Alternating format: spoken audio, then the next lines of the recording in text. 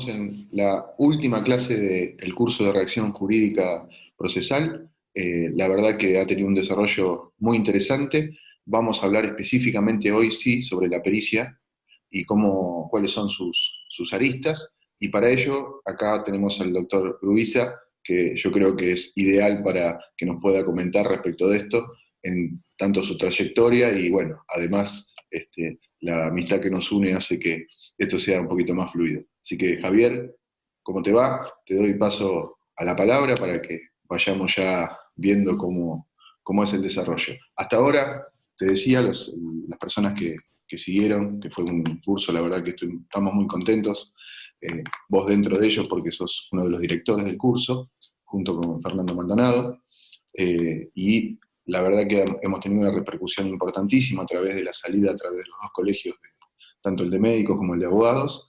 Nos están pidiendo que esto se repita, que sea más intensivo, cosa que vamos a evaluar para adelante. Tuve la felicitación, te cuento, de la presidenta del Colegio de Abogados de Loma de Zamora con respecto al desarrollo, a la temática.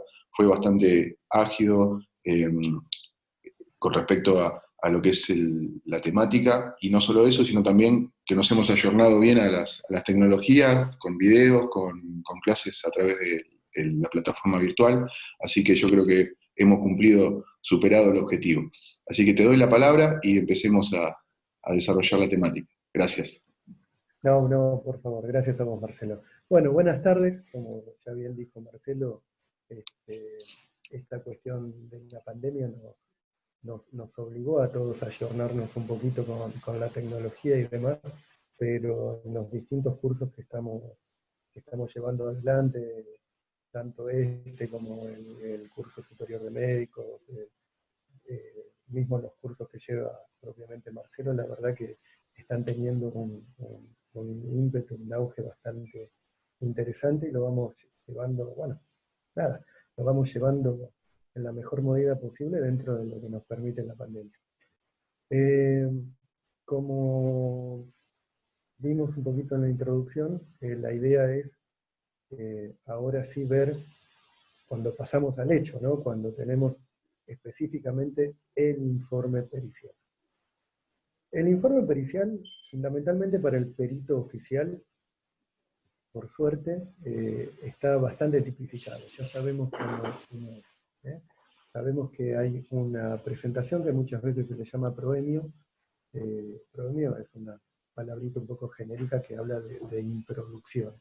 Luego viene el pedido, que es lo que me piden a mí para el informe, que muchas veces no está porque es algo genérico cuando se actúa en urgencia. Cuando se plasma el informe no hubo un pedido previo.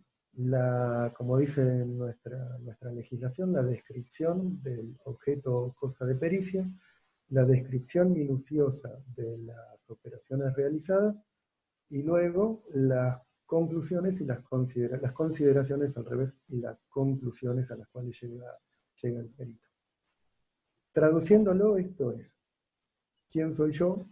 ¿Por qué tengo que hacer el informe? ¿Qué es lo que se me pide de ese informe? Si hay alguna cuestión en particular que se me haya solicitado, que no se actúa genéricamente. ¿Qué es lo que yo observé o qué es lo que yo examiné, que tengo que plantear en ese informe?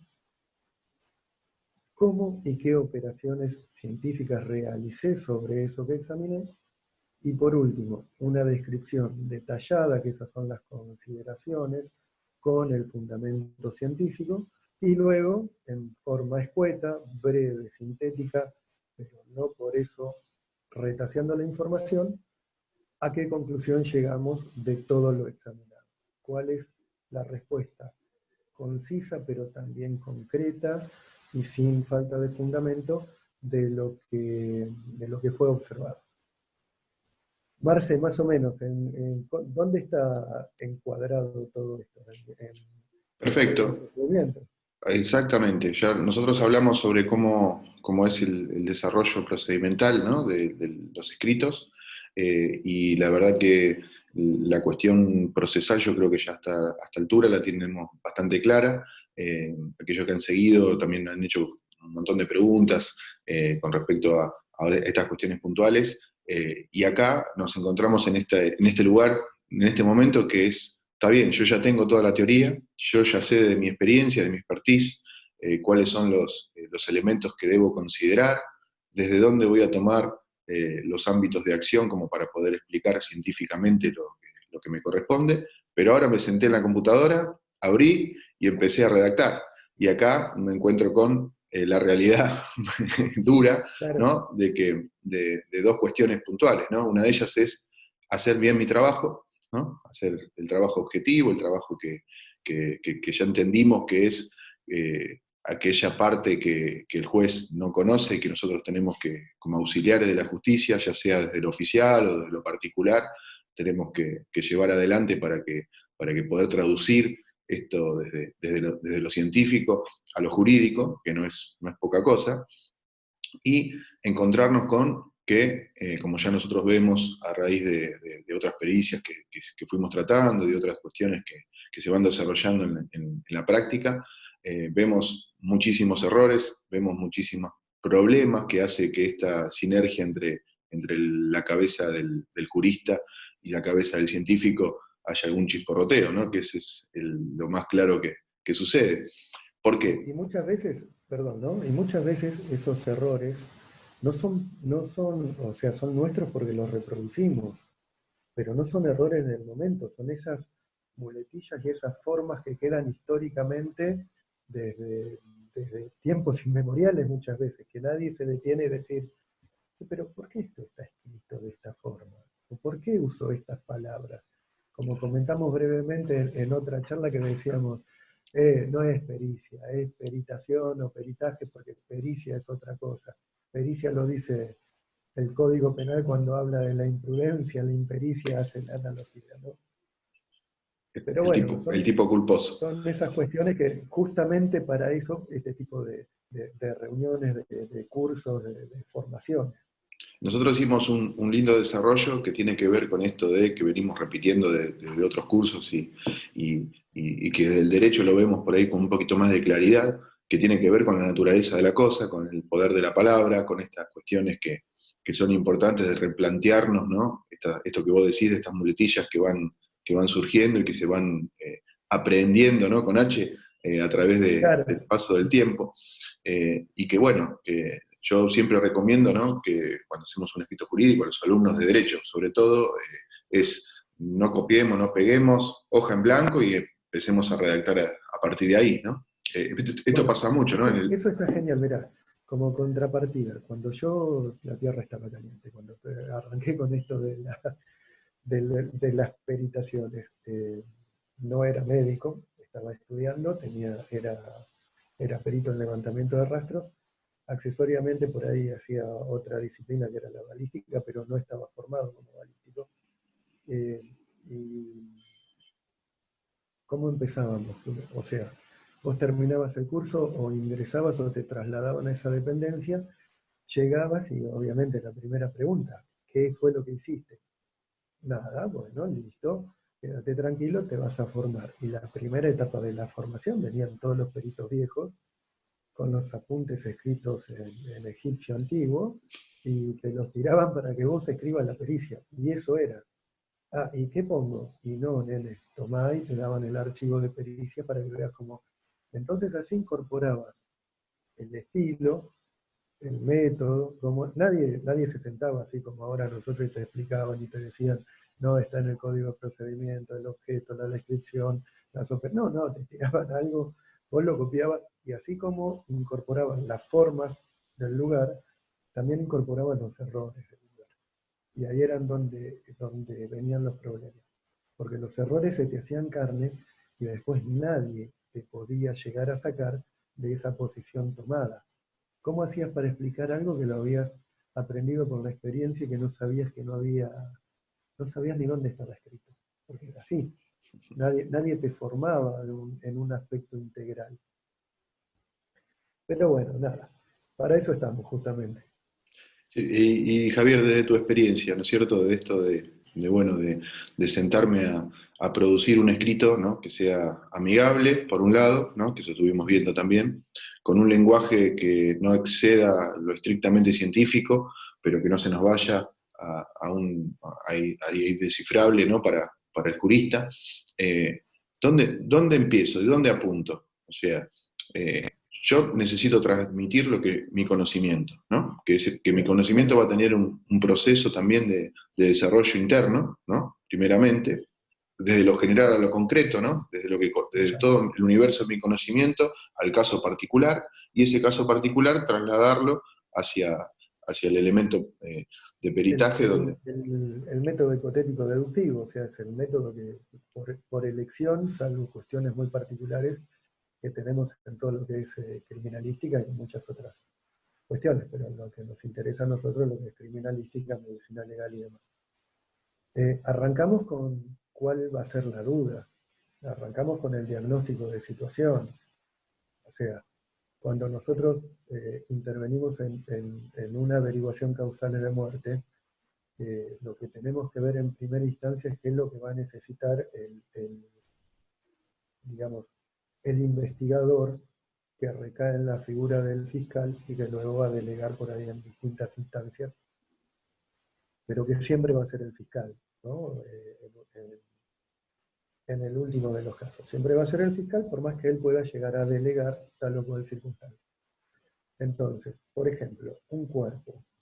¿Cuál es la primera cuestión que necesita saber el fiscal? La primera cuestión que necesita saber el fiscal es el diagnóstico etiológico médico-legal. La etiología médico-legal no es como en la medicina clínica, que puedo tener miles de circunstancias. Acá tenemos poquitísimas. Homicidio, suicidio, accidente. Lo que entra dentro de esas cuestiones lo involucra por una cuestión de código, del código penal, y lo que sale de esa cuestión pasa a ser natural, y por ahí es una investigación administrativa, nada más que porque hay un cuerpo, ¿no? Porque se necesita labrar una defunción y tiene que terminar inhumado. Entonces, el primer diagnóstico de situación es eso: homicidio, suicidio o accidente, y eso es lo que yo tengo que tratar de determinar. Cuando yo empiezo a plantear el escrito, voy describiendo todos aquellos signos, o voy describiendo la ausencia de esos signos que me dicen: no tengo participación de terceros, pero lo tengo que decir, porque si no lo digo me lo van a preguntar. Entonces, si yo no tengo participación de terceros, le pongo: no hay lesiones, no veo, y no se encuentra evidencia de participación de terceras personas en la mecánica del suceso o en la producción de las lesiones. O le digo, un ejemplo típico que nos suele suceder en la práctica diaria. No la gente, como hacemos el chiste siempre, no toda la gente se muere en situación sedente o acostada. Claro. Hay veces que el inicio del proceso está parado y terminan con un golpe en la cabeza. Entonces, viene, qué peor que eso para alguien, un muerto con un golpe en la cabeza. Entonces ahí viene toda la explicación de la caída desde la altura, que son lesiones en las cuales no hay otro tipo de lesión, que no pudo haber producido ningún tipo de sedación, disminución de la conciencia, lo que nosotros decimos sumisión, una sumisión química, una sumisión traumatológica, para que se pueda llevar a cabo otro tipo de maniobras, la violación, la muerte y demás. Entonces, que ese golpe no pudo haber producido ningún tipo de sumisión, por lo tanto, la única explicación que queda es la caída desde su propia altura durante el proceso mortal. Punto. Pero una de las cuestiones es que no hay que dejar cosas por sentadas. O sea, lo que yo encuentro lo digo, y lo que busco y no lo encuentro también lo digo. Creo que es Como primer tips de esta cuestión es no dejar abierto la posibilidad de que. Y ahí donde el médico tiene que empezar a pensar como abogado en esto, ¿no? De decir, bueno, ponerse siempre, ¿no? Cuando uno ejerce la profesión de la abogacía, nos es fácil a nosotros inmediatamente saber que esta sinergia de dos partes en donde hay un juez que determina la equidad en el medio, ¿no? Estar pensando continuamente a medida que uno avanza cuál va a ser el pensamiento de aquella otra parte, ¿no? Para poder poder defenderse o hacer las cosas medianamente bien como para no tener estos vacíos, ¿no? Que ahí es donde Es que los además, errores... si uno no lo pone, te lo preguntan. Y cuando te lo pregunta el fiscal, en la investigación, la mayor parte de las veces, es como que el fiscal está de tu lado. Vos sos un auxiliar de la justicia, pero estás un poquito inclinado para ese costado. Está feo decirlo, porque el perito es objetivo, ¿no? Pero al que nosotros le respondemos es al fiscal siempre. El que nos preguntan es la fiscalía, porque en la primera etapa el que va de la mano con el perito es el fiscal, el que está investigando. El problema surge cuando te lo empieza a preguntar la defensa, porque hay una imputación o algo, entonces lo que vos no dijiste te lo pregunta el otro, no te lo pregunta con la misma intención. Entonces ahí viene, te estás riendo, te Y estás siempre, tentando. y siempre esto de ir preparándose, ¿no? Para ese Sí, sí. momento. O sea, yo siempre también comento esto a los alumnos de Derecho, es cuando uno realiza, por ejemplo, un escrito, no importa que sea un escrito judicial, puede ser hasta una carta de documento, ¿no? Porque la carta de documento es el ejemplo claro, por eso lo traigo, ¿no? Claro, sí, sí, sí, sí, sí. La carta de documento es un texto que va emitido a un receptor, ¿no es cierto? Entonces en el título, en la parte de arriba de la carta de documento dice remitente y el otro destinatario, ¿bien? Y uno suele Exacto. confundir ese destinatario en su redacción, ¿bien? Entonces, ¿qué pasa? Yo siempre les digo a los alumnos, no se hace la carta de documento para el otro que la va a recibir, se hace para el juez en el momento que vaya a resolver el pleito. Exacto, Entonces, con esto exacto. es prácticamente lo mismo. Uno cuando escribe una pericia, eh, cualquier peritaje, tiene que estar pensando que cuando está escribiendo no está escribiendo, ni siquiera hasta a veces hacia el fiscal, ¿no? Sino que no sabe dónde puede parar ese No, no, no, dictamen. es que nunca lo sabes.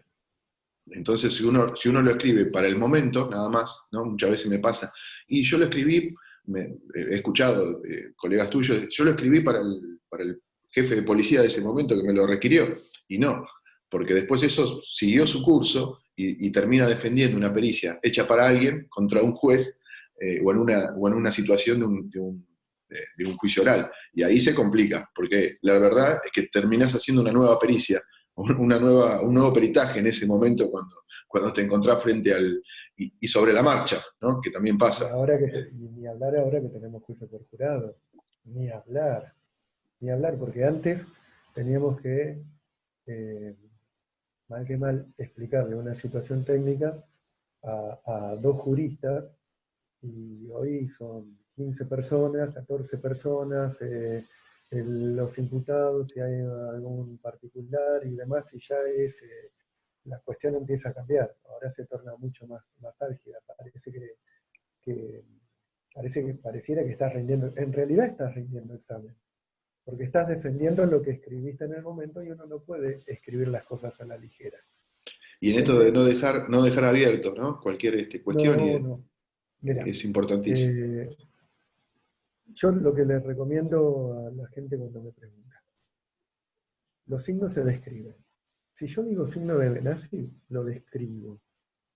Y si el signo de Benassi, por ejemplo, por nombrar lo primero que se me ocurre en la cabeza, ¿no? Eh, ¿Es relevante en este caso porque alguien dijo lo contrario o porque a mí la circunstancia me está demostrando que la cuestión es mucho más complicada de lo que parece, de lo que era un accidente pasa a ser un homicidio? Además de describirlo, describo cómo se genera. No quiero que nadie me pregunte.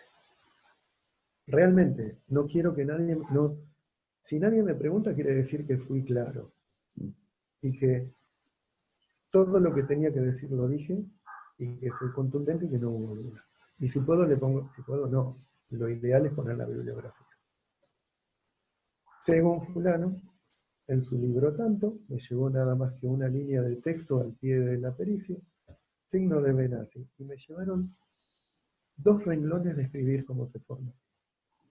¿Y qué es lo que significa, obviamente? Yo no le tengo que decir al otro lo que sucede. Sencillamente el otro cuando lee lo que yo escribí se lo tiene que imaginar.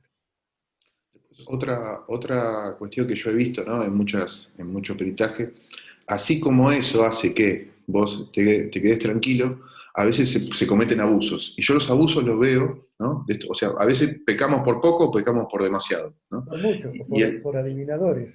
exacto. Y yo te lo manejo por otro lado. Está bien lo que decís, pero mi objetivo es este. A veces yo he visto en pericias cuando el perito hasta se mete, ¿no?, en la cuestión de derecho. ¿Bien? Ah, sí. Se mete en la cuestión de derecho. Y ahí no está llamado, esto quiero que quede un poquito claro y por ahí vos me lo podés completar, no está llamado a decirle al juez si es un homicidio o no es un homicidio. Él está No, no. llamado a describirlo, nada más, a Exacto. describir la situación. Porque ha pasado Claro. muchas veces que por esa palabrita de más, ¿no? Yo creo que esto es un homicidio incorporado en el artículo 79, lo he visto en una pericia, ¿no? 79, inciso, agravado por el vínculo. Esa cuestión, acá Claro, hay hasta un, fue el hecho.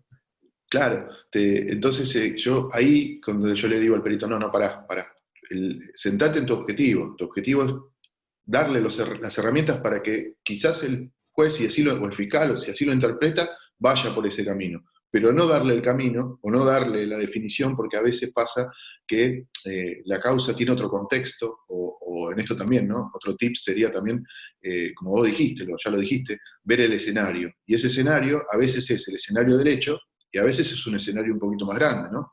Yo estoy también acostumbrado mucho a trabajar con causas, con pericias, con peritos que van a acceder por perito de parte. Ya cuando todo esto ya pasó, ¿no? Cuando ya estuvo el Claro. oficial haciendo la intervención, cuando ya estuvo un médico haciendo una cirugía, cuando ya estuvo... Entonces, hay papeles dentro de la causa que quizás también sean importantes a la hora de no solo enfocarse en una cuestión puntual, ¿no? Como siempre digo yo, cuando uno trabaja en el método científico, ¿no?, extrae una parte de la realidad o del universo para poder peritarlo. Y acá a veces esa extracción es parcializada y ahí es donde también hay un error, ¿no? En todo. Entonces, Eso no, también. yo lo cerraría, no pecar en lo poco, como dijimos hasta ahora, no excedernos en donde no es nuestro campo, y a la hora de sentarse a expresarse sobre un hecho particular, ver el contexto general, tenerlo en cuenta para la pericia. Exacto. Una cuestión mira, justo, ahí, justo, porque son dos ejemplos re clásicos dentro de medicina legal. Uno que todavía sigue en vigencia, y mirá que nosotros instruimos a los médicos, pero también la contraparte muchas veces se la exige y se termina siendo un círculo vicioso. Por ejemplo, las lesiones. Entonces, el fiscal te pregunta, ¿lesiones leves, graves o gravísimas? No, yo no lo tengo que decir. Yo siempre hago el mismo chiste, si no, yo le digo, bueno, pagame como fiscal y yo te lo encuadro en el tipo penal y listo. Yo te doy las características. Y ha habido hace mucho tiempo, quedó como para el anecdotario, que no pasó a mayores justamente por eso, que hasta quisieron sancionar a un médico por sancionarlo en use, porque le preguntaban, y él tenía razón el médico. Él no está en su capacidad de decir si son leves, graves o gravísimas. Él describe y dice las características de la lesión acorde al código para que el fiscal las pueda poner dentro del tipo penal. Pero el fiscal quería que le diga leve, grave o gravísima, no si lo había inhabilitado por un mes laboralmente, más o menos, o debilitación total o parcial de órganos sentidos. No, eso, quería que le diga, bueno, esa quedó como un ejemplo claro de que muchas veces es un círculo vicioso, está, digamos, generado por ambas partes.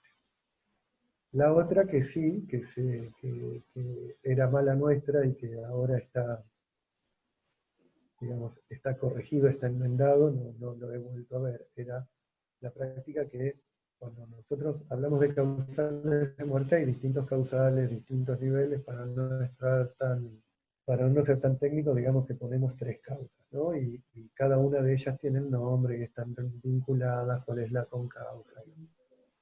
La última de las causas, clásicamente por los libros de Raffo y demás, se llama manera de muerte. En la manera de muerte uno tenía que poner si era homicida, suicida o accidental.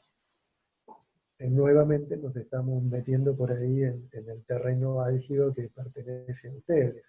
Entonces justamente eso ahora sí ahora no, hace tiempo, se corrigió y la última causa queda como todas aquellas circunstancias mórbidas que pueden colaborar con la muerte, o cuando uno tiene dudas y dice, bueno, necesito esperar el resultado de una pericia, y ahí entra el famoso ad referendum.